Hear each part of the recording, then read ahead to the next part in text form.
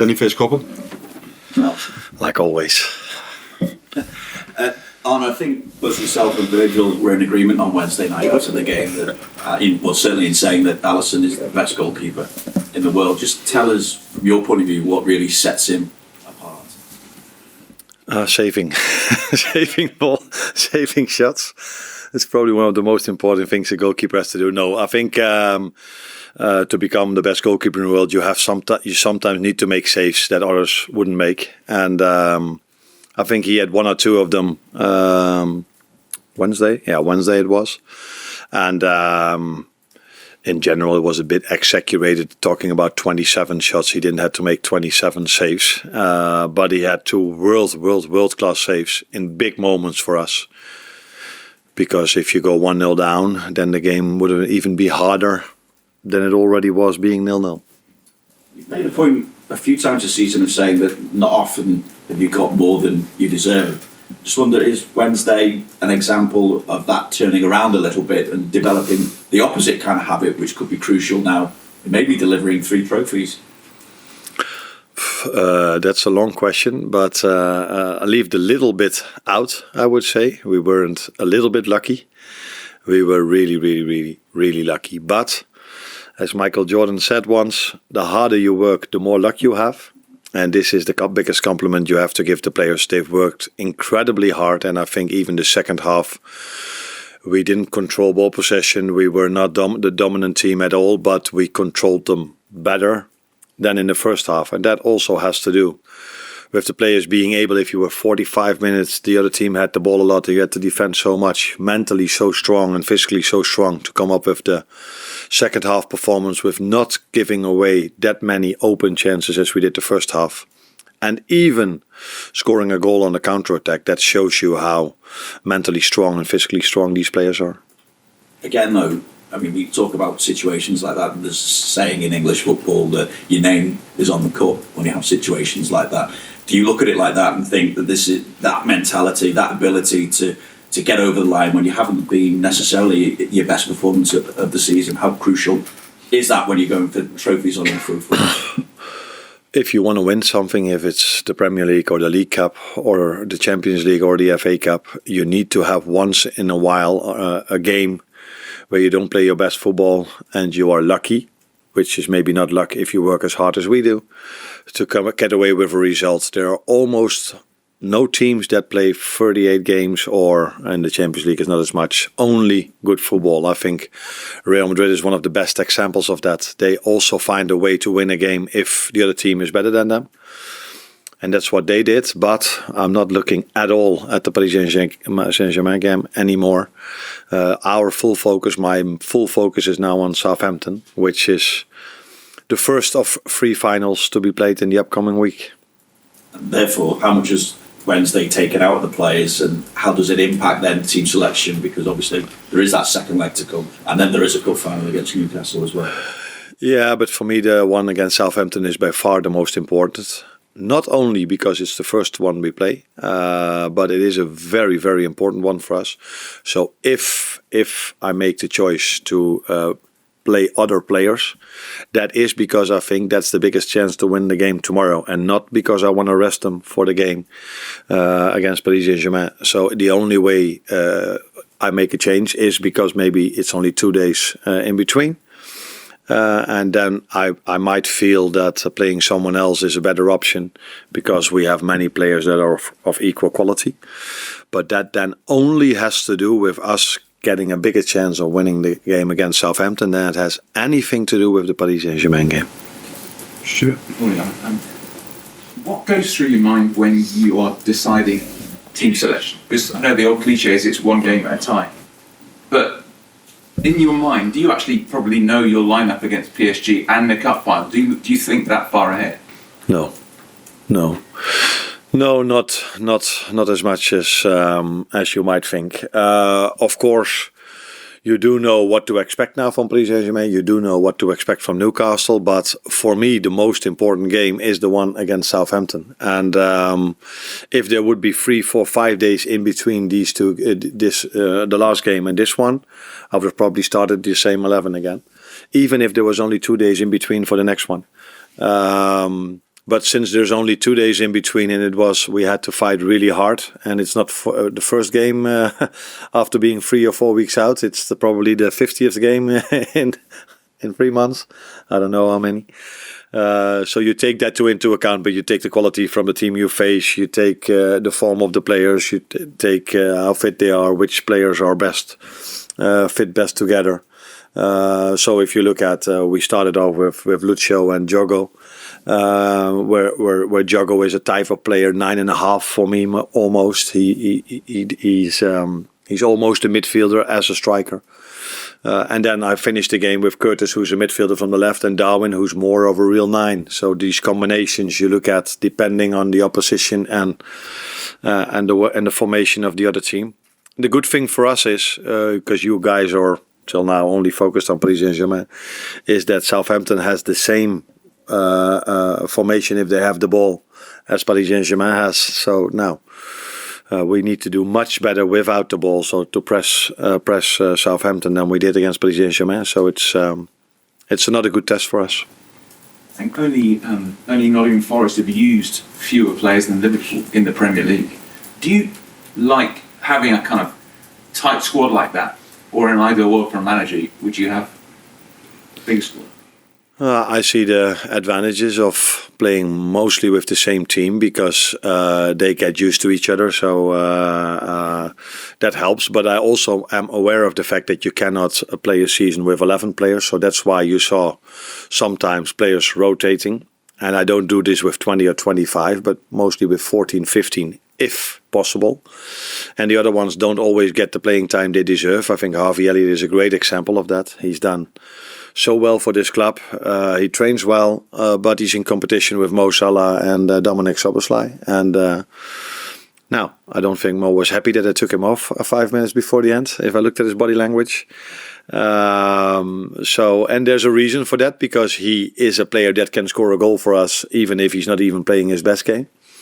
That's why I hardly take him off. Now I did, and Dominic Szoboszlai is, you could call him a machine. Every time you play him on the pitch, he's the one that runs most, and that's it makes it sometimes hard for Harvey. That's why I like it so much how he did when he came in. Only 5 minutes. Some players are sometimes frustrated if they only get 5 minutes, but in our team that has never happened.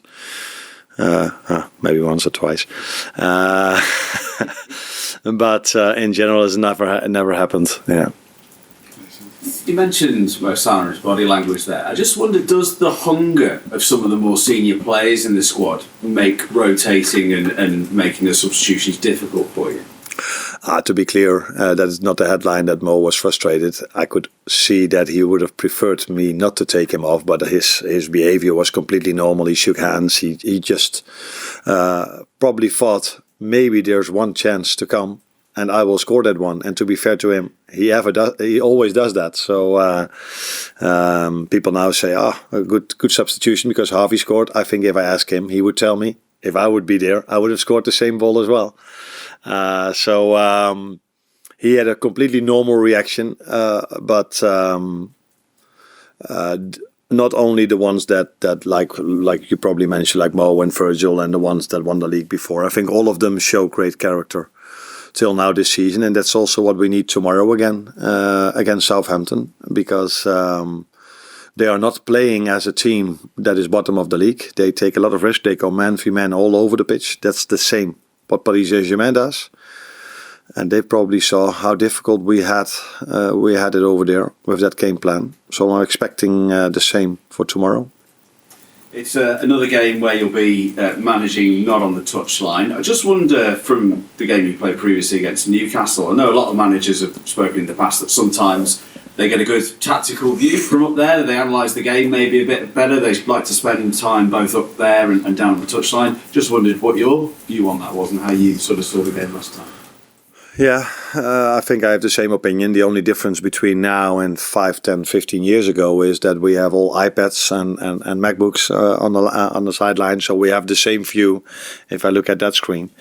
So it's not necessary to take a suspension to have a great view. The view is better, but I always feel that if you're at down the line or at the line, you feel a bit more the emotions. You feel better the strength of both teams. If players are tired, yes or no, then if you are up there, the game goes a bit slower. Where I'm sitting tomorrow, it's an easy game to play. But if you are standing at the same level, everybody would say, "Ooh, it's harder to play this game than I expected when I'm sitting so much higher." So it's not ideal, but I said before with John, I think I have a very good replacement. He did so well at Ajax Amsterdam, and he did really well in his first game in charge as well. Just go back to the goalkeeping situation. Alisson's been the long-held number one here for such a long time. You signed Mohamed Salah last summer to come next year. Is it important to keep providing that competition for Alisson to keep getting the best out of him? I'm not saying that you're not getting the best out of him, but with him being number one for so long and being almost unchallenged, does he need that competition to keep him at high stuff? Yes or no, because he has great competition with Queef Keller now as well. So if that is what drives him, then maybe it helps him to have such a good number two behind him. But I don't think he needs that. He's just a top professional, like all of the boys over here, and they know what it means to wear this shirt. You have to bring in top performances, otherwise you can't play for this club. And you always know if you are here, if you're a midfielder, an attacker, a defender, or the goalkeeper. If you don't do well, there's someone else that can do the job for you. If it's Queef, we also have Fidjaros, which is a very, very, very talented goalkeeper as well. So goalkeeper-wise, we're in a good, in a good. How do you say this? In a good Place. Good place. Yeah. And you sort of touched on this already before, but after the PSG game, I guess you have metrics that you measure physical exertion that players have, but how do you assess sort of what's to take out of them mentally in terms of pressure they're under and that how they dealt with it? Do you see that sometimes it affects them? No, that's difficult to measure, but that's definitely something. That's something you also feel when you are at the touchline. But then it's definitely something you take into account because you can only look at the data and probably then they've run just as much as some other games. But there's a difference if you have 70% ball possession or you have only 30% ball possession. That means the runs you have to make are more from a negative mindset. If they have the ball all the time, it's not as nice as if you have the ball yourself. So you do take that into account as well, and of course 3 or 4 months without any break, you take these things in account as well. But that's why, of course, I was not only happy with the goal Harvey scored because that gives us a good how do you say this? Good advantage for the second game, but it mentally helps, of course, a lot as well to score that goal. So we're in a good place. But, like I said, 3 finals to be played in a week. Again, after this one, with only 2 days in between. A week to look forward to for every Liverpool fan. And I know if the final is there and everybody is already talking to me about how the atmosphere will be on the Champions League night. But I truly hope that our fans will be at as loudest tomorrow. And not in the final and not against PSG, but tomorrow. Is that because of the position of this game between those two ties? It's almost like people take it for granted that Southampton bottom of the league should be easier for you, but that's where the danger lies in this match. Yeah, I have to convince my players that we play 3 finals, like I said now a few times. And I'm hoping, and that's why I every time come up with the word final, that I influence our fans a bit as well, that they understand how important they're going to be tomorrow. So I'm hoping they will not come into the stadium 5 minutes before the kickoff. I'm hoping the whole stadium is already completely filled half an hour before kickoff. And that these players get the reward for what they did in Paris, for working so hard. So they have great songs. Sometimes when I look at social media, I see these songs coming from Lucio and from Virgil and from Maka. And they are really creative in these songs. Now, let's hear them before the game tomorrow. Although I'm in the stands. But maybe I can start them. with Isaac. Isaac is always this little boy. Yeah. Maybe. Yeah. Thank you. Well, firstly, Arne, I wanted to check on the status of Cody Gakpo, how close he came midweek. Is he available for this game? He didn't train yesterday yet, so let's see if he can train with us today. Again, close call, and that will probably be. It's not a long-term injury, but yeah, he still had a bit of pain yesterday, so he was not able to train. Let's see where he is today. So I can't give you the answer yet. And with the game against Southampton, the last time there was a relegation threat team came to Liverpool, was the Wolves game. Liverpool got themselves into a very good position in the first half. Then the second half kind of relinquished that position a little bit. Wolves had 10 shots to Liverpool 0. If you're in a similar situation in this game, do you know what you need to do to maybe maintain that dominance for the whole 90 minutes? Now we have to act differently than we did in the second half, but it's not always only up to us. It was also the quality of Wolves, and I think they have a much better season than the league table shows you. But we're not here to talk about Wolves. We're here to talk about Southampton, and it's also a team that takes a lot of risks in their pressing. So they're not afraid to go 1v1 all over the pitch. So if you are not sharp or you underestimate things, or it's just because they are more aggressive in certain moments, they can immediately hurt you, and that's also what Wolves did the second half. First half, they were maybe a bit lower, defending a bit deeper, where in the second half they had nothing to lose, and they just came at us. And we did had one or two answers, because I think we scored a goal which was offside, and we had a penalty that was turned over, both correct. But yeah, if a team takes that many risks, we saw this with Paris Saint-Germain as well, it's hard to play through it. But if you only do it once or twice in the right way, it immediately leads to a goal, and that's what we saw just before halftime against Paris Saint-Germain, when Jot was 2-3-1 with Luis Diaz, and we saw this in the last minute where Harvey was completely free and Darwin saw him, and we scored a goal. Mandy, last one. Hi, Arne. You mentioned luck earlier. Do you think things have gone in Liverpool's favour this season when you consider things like injuries to other teams? So. If you think injuries are only a part of luck or bad luck, then we've been lucky. But we tend to try to believe in the fact that we try to prevent them from a certain way of working. So that we don't have many injuries, I don't see that as luck. I see this as, first of all, top professionals. Our players do everything to stay fit. And second of all, great facilities and a great staff.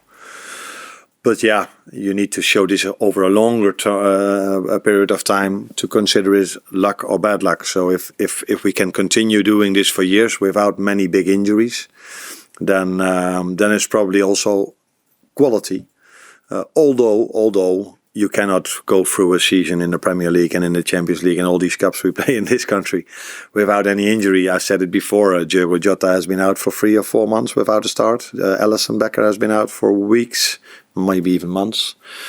Trent has been out, Conor Bradley. So Joe Gomez is out now for 3 months. So we also have our injuries, but yeah, you cannot go through a season without an injury. It's more the amount of injuries that you hopefully try to prevent. And it could be luck, but I hope that we do things in the right way. That is not only luck, but it's also doing things in the right way. Thank you. Thank you.